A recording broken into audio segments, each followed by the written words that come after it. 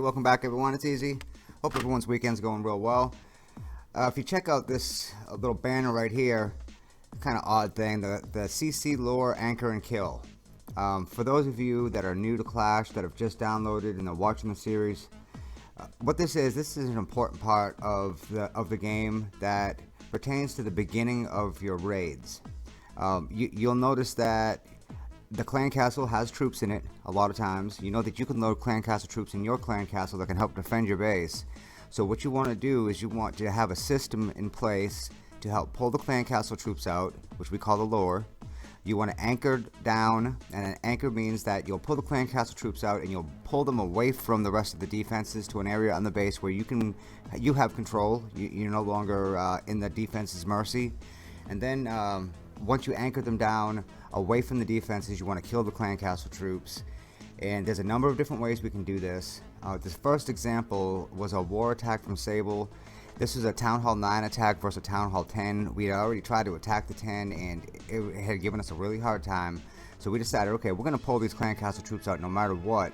And as you can see here, the trigger zone around the clan castle is that white circle that you can see up there on the screen. We thought that, okay, we can send troops into this trigger zone and we'll be able to get it, no problem. Was not the case. So what we actually had to do was use the Zap Quake spell combination, and we took out that air defense. And I know a lot of people are thinking, wow, that is a lot to dedicate towards a clan castle pull. You're dedicating a couple of troops, you're dedicating an earthquake and 2 lightning spells. That's too much. But to get a clan castle pull on a Town Hall 10 and to eliminate those troops is such a big advantage. And especially when you're using specific attacks that have a lot of defense only troops in it. Like, I have a lot of balloons in this attack. Those balloons won't defend themselves, so one dragon can literally wipe out the entire attack, which is what it did in the first attack. So I wanted to use this as an example because it is better to use a bunch of troops. It's better to dedicate 25 housing space of troops, 30 housing space of troops, even spells if you have to get the clan castle troops out, to anchor them down somewhere away from the defenses, and to kill them. And that way you can start off fresh and you can get into the base without having to worry about what's going to happen in the middle of the attack. Now, if you notice what happened in this attack, as soon as the heroes crossed over into that clan castle pull zone, well, out come some balloons. And that's a great example of how they loaded up ground only troops, which were the balloons. They only attacked things on the ground. And then they had an air and ground troop, which was the dragon. So what happened was, we pulled the clan castle troop out with a balloon, and the balloons that they had in the clan castle, they stayed put because there was nothing for them to attack. So they had troops coming out of the clan castle at several different points of the attack, which is a really good thing as a defender.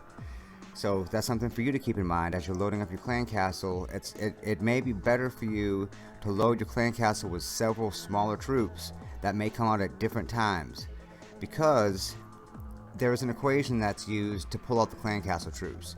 I don't know if anyone knows what the exact equation is except for Supercell programmers themselves, but I know it has to do with the housing space, how many housing space of troops that you put into this trigger zone, and how long they stay in. So if you put a 1 housing space troop like an archer into the trigger zone, and they have a 35 housing space clan castle with 6 or 7 different small troops, you're not going to pull all 35 troops out. You'll get a smaller number out because you have a 1 housing space troop yourself. So we'll get back to that in a minute. Now in this attack here, when we clicked on the clan castle, we saw, okay, it's a really simple pull. We know that we could put 1 hog rider in. The hog rider would jump over that trigger zone for the clan castle. It had a 20 housing space clan castle, and it was in the lower part of their clan. So we assumed, and we were right, that it had a dragon in it.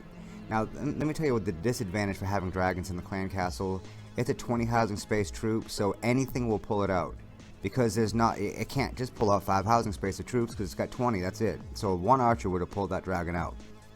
Now, dragons, they are strong troops. There are plenty of advantages for using them, but there are better things than the dragon now. So while you're building your clan castle troops for war, think about all the options. Think about using maybe your witch, or using your baby dragons. You think about using different troops and different combinations of troops to try to force the troops out at different times, because that's the best way to defend. Now, we're getting into the next attack, and both of these clan castle lures, lure and a pull is the same thing. That just means to send in a troop to try to get the clan castle troops out of their clan castle. Now, this is the second time this base was attacked, and we had noticed that they had some skeletons on the corner. We wanted to pull those skeletons up too. So while you're doing your pull, if you know that there's giant bombs in the corner of a base, or you know that there's skeletons you want to take care of, if you know that there's something that one hog or those 2 hogs that you send in can help take care of, do that too. That you can take care of multiple objectives with one troop, and that's a great place to do it, is on the pull. So we pulled out the troops with one hog rider.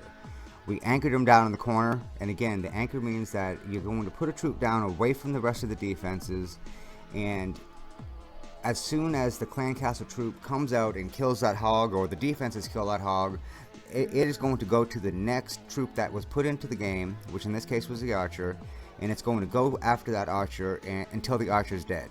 So that's an advantage for you, because now you can put in other troops, and the dragon's forced to go over there to the archer, and you put down a couple poison spells. For people that are just starting out, if you have poison, use the poison spells. Get used to using them. They slow down the clan castle troops. They let you control that situation a little better. Also, you want to have some, when it comes to the kill on the clan castle kill, you don't want to just put a poison in and then put a bunch of troops in and hope that they overpower the clan castle troops. What you want to do is you want to put down some kind of decoy. Whether you put down a witch and it spawns skeletons, and the skeletons run out in front of the witch, and the clan castle troops get distracted on the skeletons, and you put in your queen or wizards or whatever to take care of the clan castle troops, or you put in a big golem that has 4,000 or 5,000 hit points, and you wait for the dragon to turn its back on you, puffing on the golem, and then you put a bunch of wizards in. Then that's a lot better than just going toe to toe, even though it might be in a poison spell. I know it's a lot of stuff to absorb of a short video, but the main focus for the video is for everyone to think about pulling the clan castle troops every single raid. You want to plan for this every raid. That's part of your preparation. Plan on, how am I going to get these clan castle troops out of their clan castle? Where am I going to pull them? A lot of people can defend very well, and they'll put archer towers around the whole outside of their base to where it's very hard to put down another archer and pull those clan castle troops out and anchor them into a safe part of the base. So you're going to have to be creative sometimes to pull those troops out, to anchor them someplace fairly safe for you, and then to kill and eliminate their clan castle troops before you start your attack. Now, something else that I have not mentioned yet is, remember, as soon as those clan castle troops are dead, you're going to begin your raid, and your raid is going to begin from the place where you have those troops in to kill the clan castle troops. So that's where you want to start your raid. So you don't want to pull the clan castle troops off into a random corner that's away from everything that else on that base that you want to try to take care of.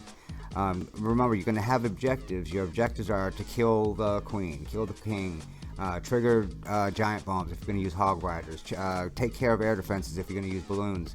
So you have all these objectives that you want to try to take care of. So be mindful of your anchor location, and make sure you anchor somewhere where you can begin the rest of your raid from that's going to be